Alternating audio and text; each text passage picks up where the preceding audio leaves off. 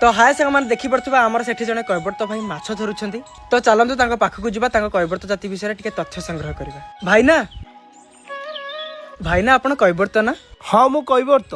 मो माँ कहूतिला सबुठु श्रेष्ठ जाति होची कैबर्त जाति। अच्छा भाईना आपण को जाति विषय टिके कहिबे कारण मो ब्लॉग करछि तो टिके YouTube रे अपलोड करथा।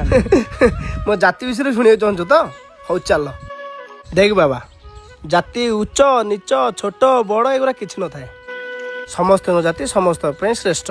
आम जातिर जने कैबर्त भाई प्रभु रामचंद्र को नदी पार करथिले आउ सेतिकी बेले प्रभु रामचंद्र पाद धोई निज गामुछारे पाद पोछिथिले आउ सेही समय प्रभु रामचंद्र कैबर्त को गोटे कथा देले तोर ए गामुछा 3 खंड 3 जुगरे पूजा पाइबो गोटे श्रीकृष्ण को वंश रे आउ गोटे तो नौकारे आउ गोटे प्रभु श्री जगन्नाथ पतित पावन हिसाब रे पूजा पाइबो आउ सेही समय आउ गोटे कथा भी कहिथिले तोर ए जालर खंड ब्राह्मण मानक व्रत घरे पैता रूप रे पूजा पाइबो आउ सेबेठारु ब्राह्मण माने होछन्ती हमर भणजा आमे तांकर मामू आमे अगाधुआ कोठितिबा चोड़ा प्रभु जगन्नाथ पाखरे प्रसाद रूप रे पूजा हुए सेठिपाई आमे ढिंकी को माँ लक्ष्मी को रूप रे पूजा करू किंतु आम इष्टदेवी हिसाब रे माँ बासुली देवी को पूजा करू आउ सबुठु आमर बड़ पर्व होला चैत्र पूर्णिमा।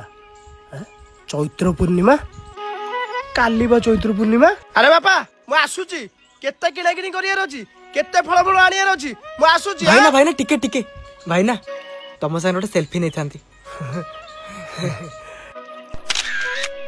आसुची।